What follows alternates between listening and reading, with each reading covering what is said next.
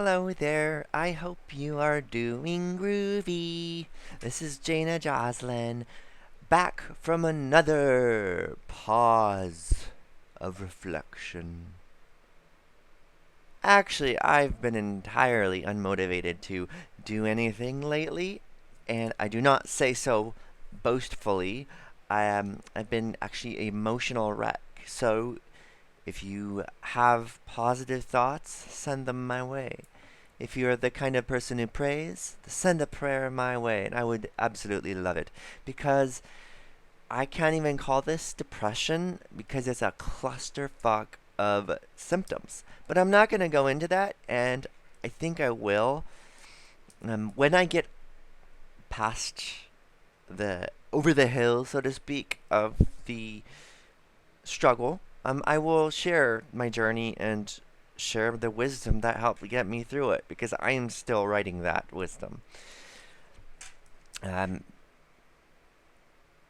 I will say right now to you that in life, if ever from an outside force or pressure, you feel compelled to give it your 100 plus percent, anything above 100%, hell, even anything close to 100%. If ever you feel compelled to do that for another person or third party, something that is not involved in your life for obvious reasons. If you're a parent, you have to give above 100%. But I'm talking about work in my case. It was work, and I gave my 100 and 200 and 300% for 7 years, and that landed me in burnout.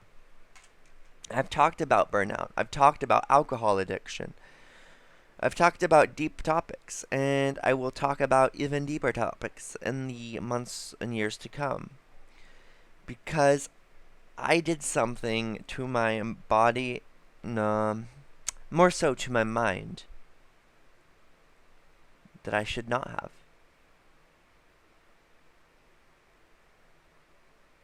I denied myself the opportunity to say,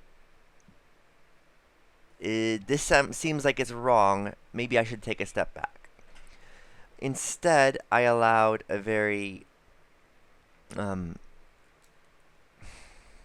want to say dominating, but it's not the right word. An overbearing, pressuring, a type A personality boss.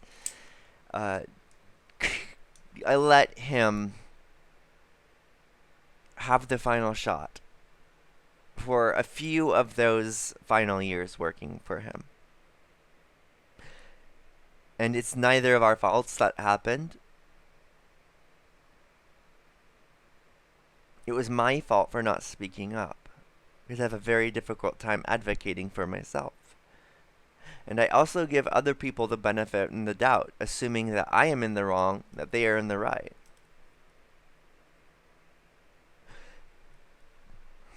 But in those final 2 years, I should have, and I want to do in so many circumstances, say, that's enough, bye. Instead, I would try to outline these very complex schemes of, okay, this is how I'm going to present it. I will slowly decrease my workload until I can finally say, okay, I'm handing this off to our other worker. Didn't work like that. My brain is a very all or nothing thinking brain. So I was like, nope, I have to do all the workload. I have to carry all the workload. There's no saying no. There's no excuses. I'm getting this done. Until one day, with the help of a really fat joint and a bottle of champagne, I totally burnt out. Missing in action.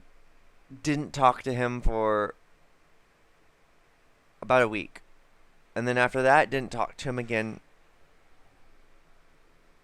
And it makes me feel like shit. Like, this is me airing my grievances to the world. That made me feel like shit.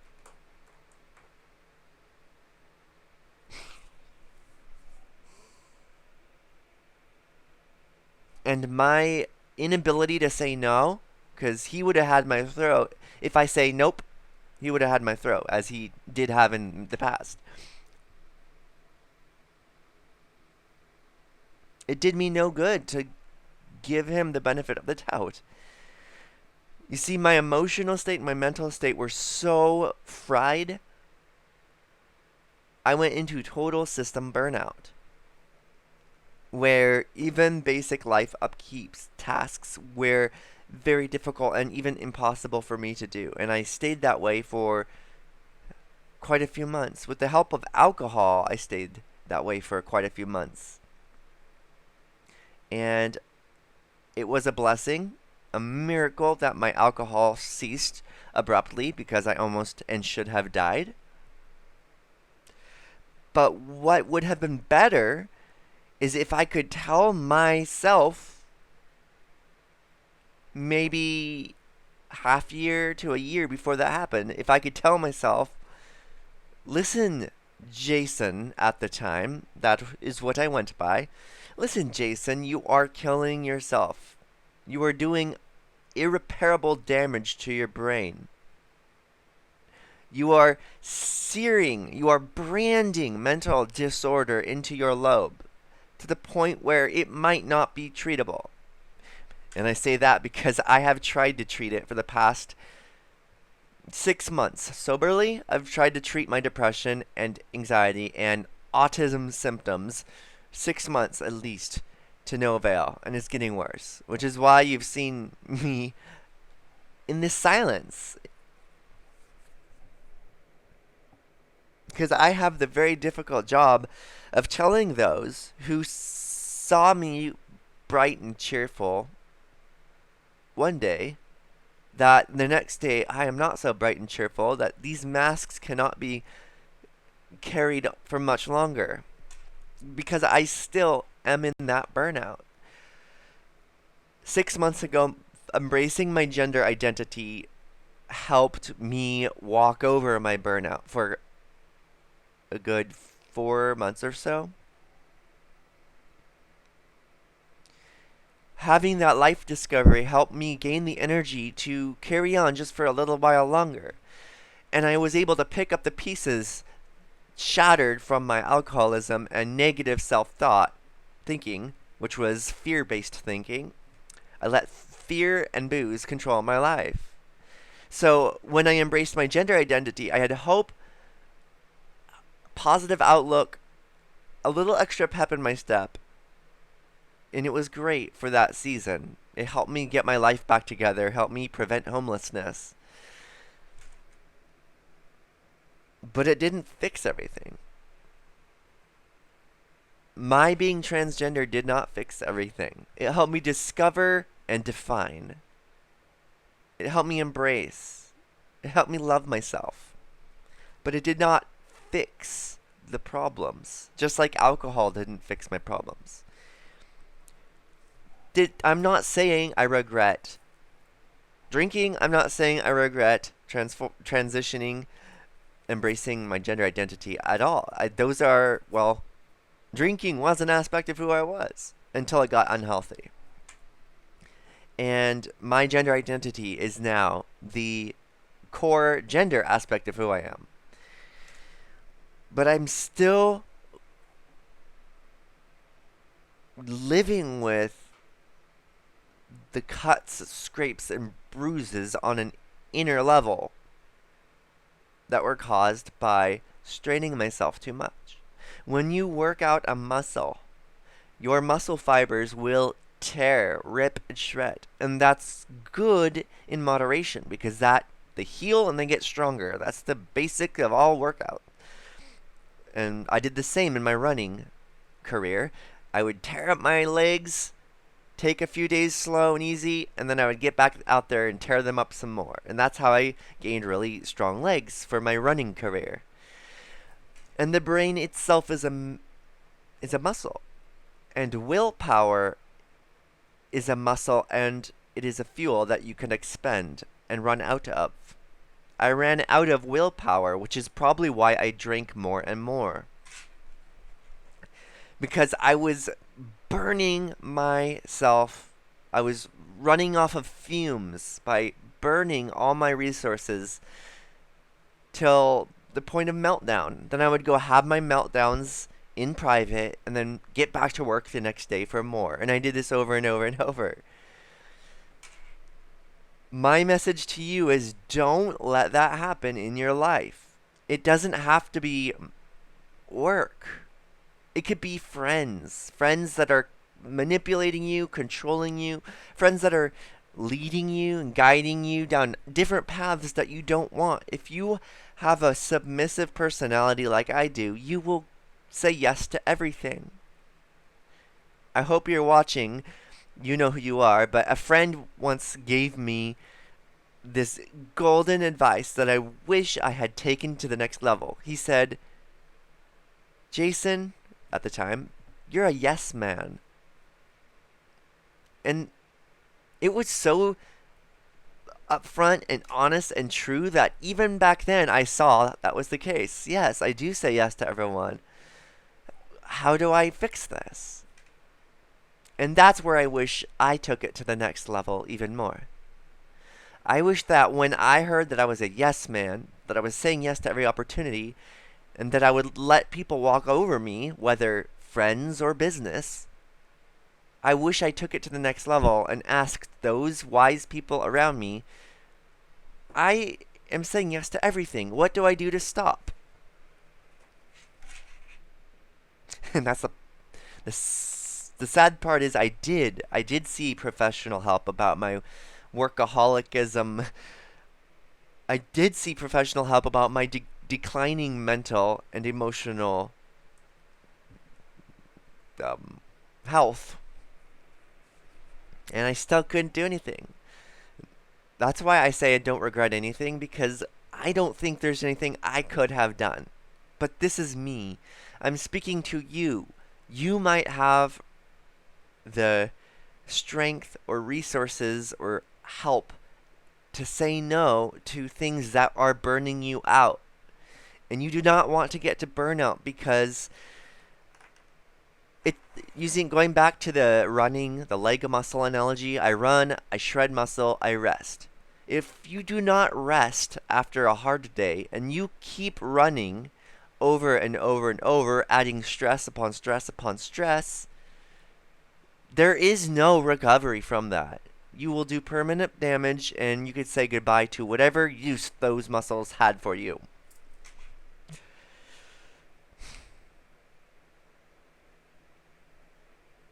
Now, I've always dealt with emotional disorders. And I've done, I'd say, a pretty damn good job at overcoming them, coping with them, working with them. But it gets to a point where I just cannot function anymore. And I am seeking help in my own ways. Reaching out on Reddit to friends, when they can understand, that is.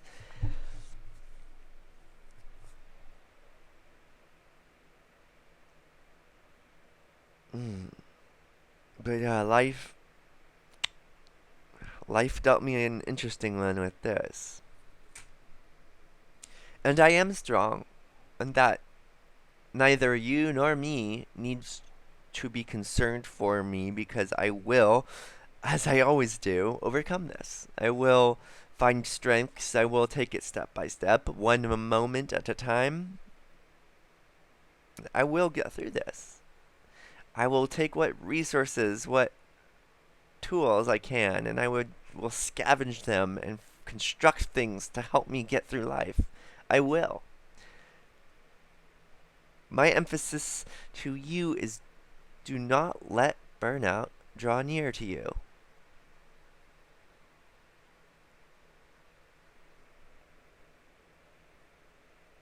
So, how's it gonna look with me? Well, I'm still going through this fight. Yesterday was a really, really bad day. I'm not going to even attempt to describe it.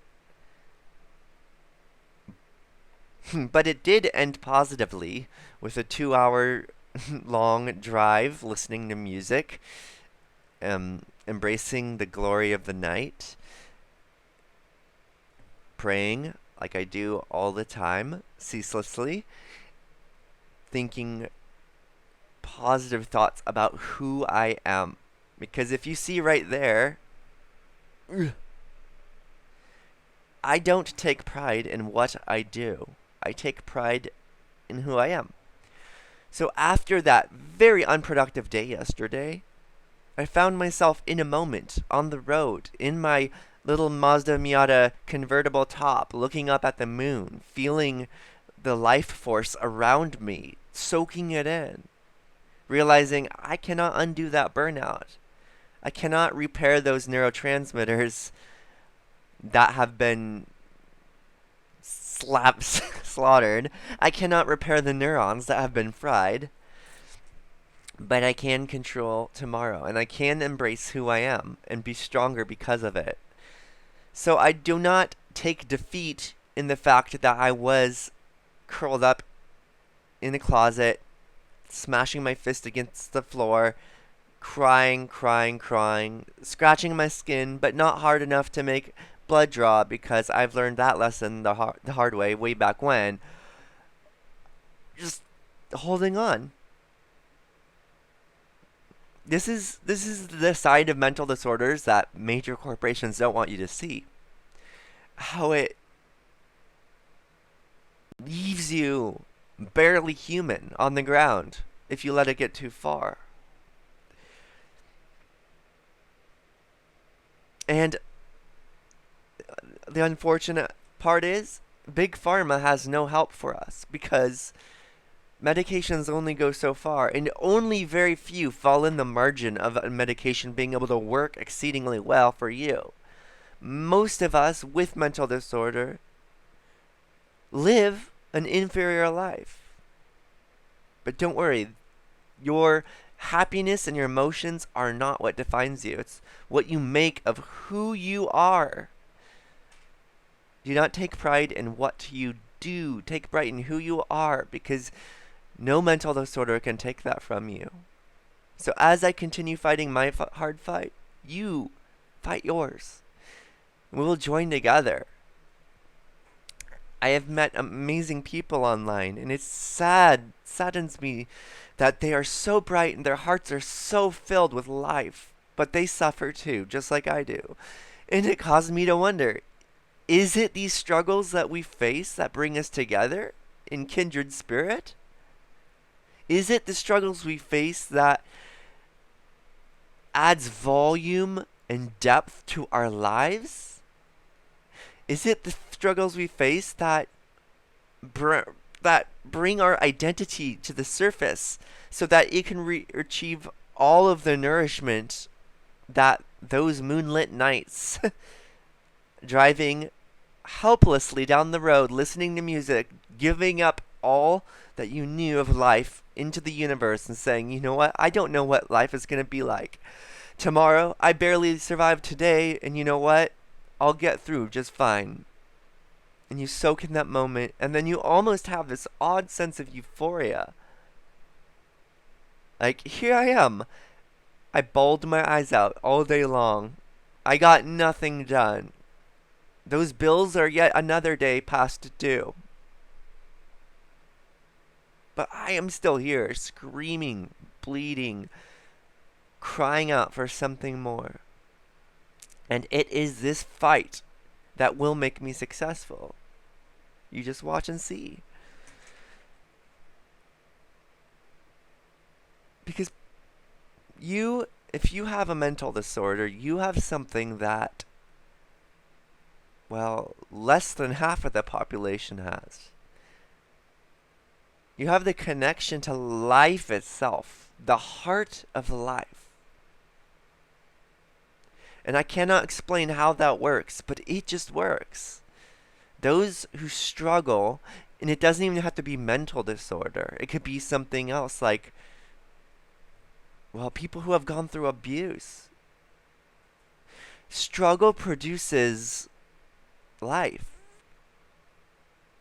wholeness of heart. And it wasn't in the glory and the rays of the sunlight that created the pride in who I am. It was the tear-stained cheeks in the bitter cold of night as the moon beat down upon me, standing somewhere, anywhere I drove off to or wandered off to, just to be alone. Looking up and saying, this is it. If I ordered steak, well, life gave me shriveled up broccolini, and I will make that into a feast. Don't burn out. Just don't let yourself get to that.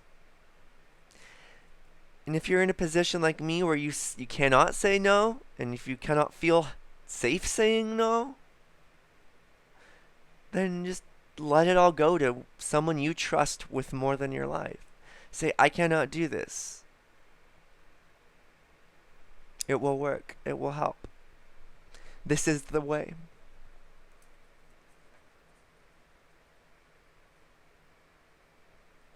We are two bleeding hearts together, you and I.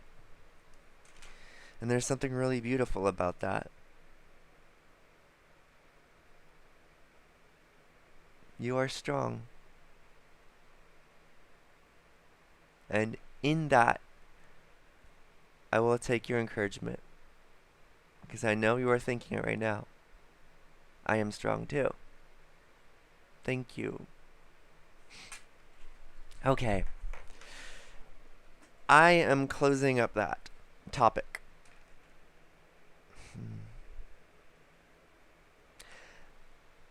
As I exit this difficult season, and as I step into the newness of this decade of 2020, you will see me more. And I have a lot of really cool things to report. And some of those core virtues, my inner strengths that are getting me through this, the hardest season of life so far, I will share those with you. Because if you rely on your environment to make you happy, you will be sorely mistaken. And you will be left out for the dogs to lap up your blood, so to speak. That is metaphorical. You cannot depend on life satisfying you. It's what's inside. And less than 1 in 10,000 will probably get it. Truly get it. But yeah. You'll see more of me and more on point topics. And I have a lot of fun things to report about my transition and some hiccups and bumps along the way. And AKA Jaina is still trying to find where to get her medication now because insurance sucks, and I suddenly lost my Planned Parenthood doctor. Oh well, you'll hear more about that hopefully tomorrow if things go well. So, thank you for watching, and really thank you for watching this episode. If you made it this far, I am in awe of your patience and your dedication, but also your depth of mind and depth of heart. Thank you for being a kick-ass, awesome person who refuses to see only the bullshit of society and those with power. I wish you well. Bye-bye.